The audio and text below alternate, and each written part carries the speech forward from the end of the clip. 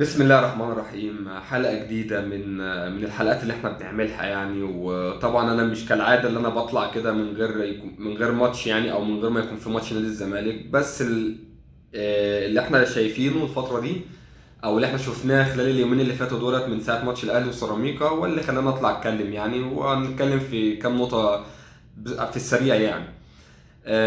هنتكلم في النقطة الأولانية اللي هي الدوري رايح فين؟ الدوري السنة دي رايح فين؟ رايح لبيراميدز، رايح للأهلي، إن شاء الله بإذن الله بإذن الله رايح للزمالك. هل الزمالك قادر اللي هو يكمل في المنافسة في الدوري في الكونفدرالية ولا لأ؟ إن الزمالك لازم كمان النقطة الثالثة والأخيرة وأهم نقطة فيهم، إن الزمالك لازم يحصن نفسه من موضوع التحكيم ده.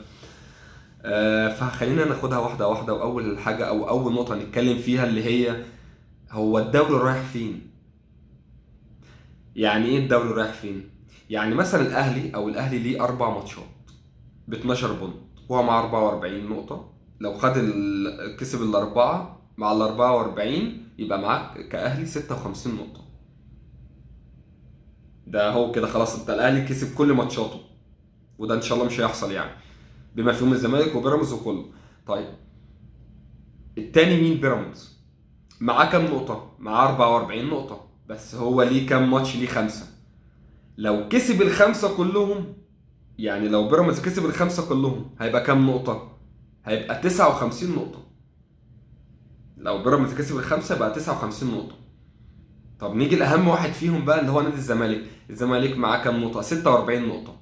ليه كام مباراة؟ ليه 5. لو كسب الخمسة بقى كام نقطة؟ بقى 61 نقطة. يعني خدت 15 مع 46 بقت 51 أو 61 نقطة.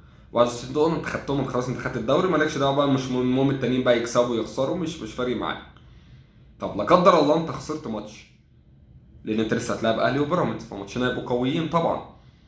لو خسرت لا قدر الله من بيراميدز لازم تكسب الاهلي.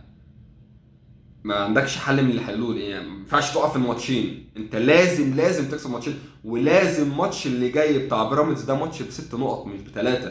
لان انت لو كسبت الماتش الجاي مع بيراميدز هتبقى فرق 5 نقط عن الاثنين. دي اول حاجه. تاني حاجه، هما الاسبوع اللي بعده على طول هيلعبوا بعض 100%، حد فيهم هيوقع التاني يا اما هيتعادلوا.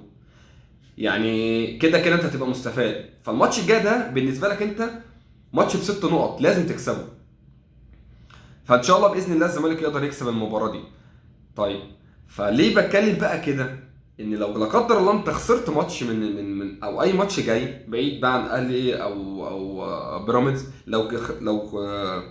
لو خسرت ماتش هتفضل لك 4 ماتشات. ال4 ماتشات دولت لازم 100% تكسبهم، بما فيهم ماتش بيراميدز.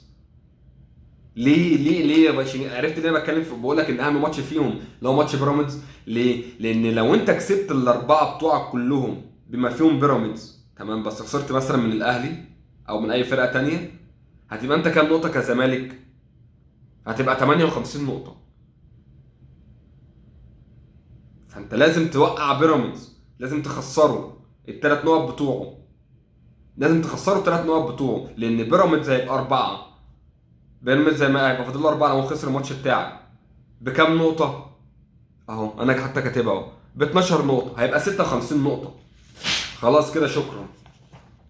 فانت الماتش الجاي ده ب6 نقط. طيب النقطة اللي بعد كده اللي هنتكلم فيها، هل الزمالك قادر يكمل منافسة في الدوري في افريقيا ولا لا؟ هكلمك بكل اختصار وبكل صراحة. بالاداء اللي احنا شايفينه الزمالك ما ياخدش اي بطولة خالص، فاهم؟ اللي هو بسم الله الرحمن الرحيم، بادائي ده ما اخدش اي حاجة خالص، لان انا عندي مشاكل كتير جدا في الاداء. لكن بالروح اللي موجوده انا اخد دوري واخد كاس واخد سوبر مصري كمان واخد سوبر افريقي كمان. بالروح اللي موجوده، طالما انا عندي روح وعندي عزيمه واللعيبه مصدقه واللعيبه قادره ومصدقه نفسها وقادره اللي هي تطلع اقصى حاجه عندها، هاخد البطولات، هاخد الدوري. اسهلهم بقى هتبقى الكونفدراليه، اسهلهم خالص الكونفدراليه لو انا فضلت بنفس الروح اللي عندي، الروح واللعيبه مصدقه ان هي تقدر تعمل حاجه. لكن كاداء وكشكل في الملعب لا، انت عندك مشاكل كتير جدا جدا. لكن التوفيق ماشي معاك، او التوفيق معاك الفتره دي يعني، لان اللعيبه بتجتهد في الملعب وعامله روح وعامله حاله وبتدي اقصى ما عندها. طب انا ليه بقول لك الكونفدراليه اسهل؟ لان انا اتفرجت على ماتش اتحاد الجزائر واولمبيك اسفك في الماتش اللي فات بتاعهم اللي هو كان في الجزائر ده. قسما بالله انا قاعد بتفرج انا مليت. يعني انا لدرجه ان انا شايف الحارس بتاع الاتحاد الجزائري الدقيقه 75 انت بتلعب على ارضك وسط جمهورك والدنيا مقفله، الدقيقه 75 وانت متعادل 0-0، انت كحارس مرمى جات لك ضربه مرمى، اول حاجه هتعمل ايه؟ تجري ورا الجون تجيب الكره وتحطها وتلعب بسرعه ويبقى في حميه وفي روح والدنيا عايز تجيب جون باي طريقه. الحارس بيتمشى راح جاب الكوره، اداء هادي، مفيش حد فيهم اللي هو عنده حميه. موقعهم في الدوري او ترتيبهم في الدوري مش احسن حاجه، ما عندهمش لعيبه مميزه بشكل واضح او بشكل جامد. لكن انت لو جينا بصينا على النادي الزمالك وبينهم هما الاثنين، انت تكسب الاثنين مستريح. اصعب واحد في الاربع فرق الموجودين اللي مع الزمالك، اللي هو الزمالك وشباب بلوزداد والاتحاد الجزائري واولمبيك اسفك، اخطر واحد في الثلاثه التانيين دول هو شباب بلوزداد، هو الوحيد اخطر واحد فيهم. فانت كسبان على ارضه، فلو قدرت تطلعه باذن الله يوم الجمعه الجايه فخلاص كده بنسبه 95% البطوله بتاعتك. طبعا في الدوري انا لسه شارح لك موضوع الدوري، لو عندك وكملت بنفس الروح وبنفس الاداء هتاخد الدوري مستريح. طب نيجي لاهم نقطه، اهم نقطه بالنسبه لي، وده اللي لازم يحصل ونفسي اشوفه من مجلس الاداره. انا لو شفت انا بنتقد مجلس الاداره من ساعه ما بدات فيديوهات اهو، انا مفيش حد ما انتقدتوش، انا الحمد لله اللي انا شايفه صح بطلع اقوله، ما بيهمنيش حد ولا يهمني مين اللي شايفه، انا كل واحد له رايه وكل واحد ليه اللي هو شايفه. انا ده اللي انا شايفه، كنت شايف ان مجلس اداره غلطان وي بس الدنيا هاديه دلوقتي، طبيعي مش هطلع انتقد حد، طبيعي مش هطلع بقى اتكلم على اداره ولا الدنيا هاديه وانا بكسب والدنيا والناس بتحاول تحل، فتمام انا مستنيك واشوفك. لكن ايه اللي انا نفسي اشوفه بقى دلوقتي في التوقيت ده بالذات؟ ان الاداره تحصن نفسها من التحكيم. ليه؟ لان طبعا كلنا شفنا اللي حصل ساعه ماتش سيراميكا والهوجه اللي طلعت والاعلام كله بيتكلم وي لدرجه كمان ان الزمالك المتصدر والزمالك اللي بيكمل في الكونفدراليه واللي عنده مشاكل لطوب الارض ومكمل ما مش واخد حقه حتى اعلاميا. كل البرامج 90% من الوقت اللي هم بيتكلموا فيه عن الاهلي وعن مشاكل الاهلي وعن اداء الاهلي وعن يسترب وعن اللعيبه وعن الاخطاء التحكيميه اللي حصلت في ماتش سيراميكا، وبيدوا 10 دقايق بس لنادي الزمالك. انا قسما بالله متابع كله لان انا ببقى قاعد في اغلب الوقت معايا النت موجود، فانا ببقى متابع الدنيا كلها. فالزمالك لازم يطلع بيان من مجلس الاداره بعيد عن الكوره خالص بقى، يعني بعيد عن ما نرجعش نفس الايه العبث اللي كان بيحصل واللعيبه تتشتت اللعيبه يا باشا انت مالكش دعوه، انت يا باشا بص هو حضن وخليك على جنب مالكش دعوه انت. انا كلامي مجلس الاداره، مجلس الاداره كمان لازم يعمل كده، انت كلعيبه مالكوش دعوه خالص باي حاجه بتحصل، انا اللي هتصرف منها. اللعيبه بتاعتك كمان تحس ان انت فعلا مهتم بالدوري السنه دي ومهتم باللي انت بتنافس، او انت تطلع بيان قوي بيان انت بتحذر فيه من اخطائك التحكيميه. لان الهوجه اللي حصلت ساعه ماتش سيراميكا بانت امبارح اهي يا صاحبي، في ايه؟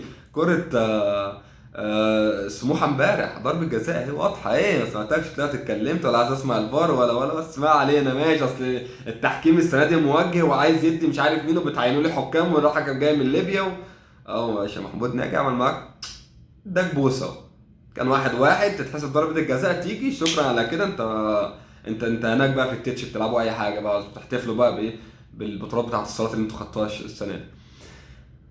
فدي كرة خطأ تحكيمي اهو. طب الخطأ ده او دي ما اتحسبتش ليه؟ تأثيرا يا باشا بقى على الكلام ده بقى. اصلا مش تلامذة، انا مش جديد في التشجيع الكورة او مش جديد في الاحداث اللي بتحصل دي. انا اكتر واحد من الجماهير يعني كاكتر جمهور كنت بتكلم عن موضوع التحكيم ده وعارفه وعارف دنيته ايه، وانت كنت بطلع اصيح واخبط الدنيا كلها وانت تقعد صيح اخطاء وارده في كره القدم، انت كنت تطلع تقول لي كده. دلوقتي الايه اتقلبت، انت بترفص وانا قاعد بضحك عليك. دي الكوره، ده طبيعي. فالزمالك لازم ينبه ويعرف الاتحاد ويعرف الرابطه ويعرف الحكام انا عيني عليكم، انا بعيد اضربوا زي ما انتوا عايزين في بعض ماليش دعوه، لكن اللي هيجي عليا انا مش هسكت. لان انت لو حصل خطا تحكيمي في اي ماتش من الماتشات بتاعتك مش هيرجع. سيبك بقى من اللي انا اروح اسمع الفار وهقدم شكوى وهعمل وهسوي، مش هيرجع. اللي هم رايحين بكره يسمعوا الفار مثلا، ربنا معاهم يروحوا يرجعوا بالسلامه، هل هيحصل حاجه؟ ايه الحكم هيتوقف؟ توقف مثلا عادي. هل خد رجع النقط بتاعته؟ مش هترجع. اللي هيروح منك مش هيرجع. فانت لازم كنادي الزمالك كإدارة لازم تطلع بيان في الوقت ده بالتحديد قوي، وبيان انت بتحذر فيه من الاخطاء التحكيميه في الماتشات بتاعتك، عشان اي حكم يجي لك يبقى عامل حساب لكل كوره زي امبارح كده. حتى لو في كوره ضرب جزاء عليا زي ماتش سموحه كده، يفكر 1000 مره احسبها ولا ما احسبهاش. مش انت بيلين او مين مش بيلين او مش لازم توضح، لازم الناس كلها تبقى عارفه ان انت بتحذر من دلوقتي، وانا بحذركم. انا خارج اللعبه، بره عني المشاكل بتاعتكم، بره عني، بس انا بطالب بالعداله والنزاهه، ومفيش اخطاء تيجي عندي، وانا عيني عليكم ومتابعكم، ومش هقبل باي خطا من الاخطاء اللي هتحصل ايا كان هو ايه. لو ليا ماشي، انا ما عنديش مشكله اكسب بالتحكيم عادي، ما انا ما خسرت بالتحكيم. فبالنسبه لي انا كمحمد، بالنسبه لي كسبت بالتحكيم ماشي حلو، انا موافق. خسرت بالتحكيم يلا عادي، يا ما خسرت بالتحكيم. خدت بطوله مجامله يا ريت. انا ده مبدئي، لان هي الكفه مش متوازنه، الكفه جايه كده. فلما انا اخدها بقى او اخدها بالعكس، يبقى ده انا راضي يعني. باذن الله الزمالك يقدر اللي هو يكمل في البطوله ويكمل في المنافسه، ويقدر باذن الله يعمل موسم تاريخي، وياخد الكونفدراليه وياخد الدوري باذن الله. السلام عليكم.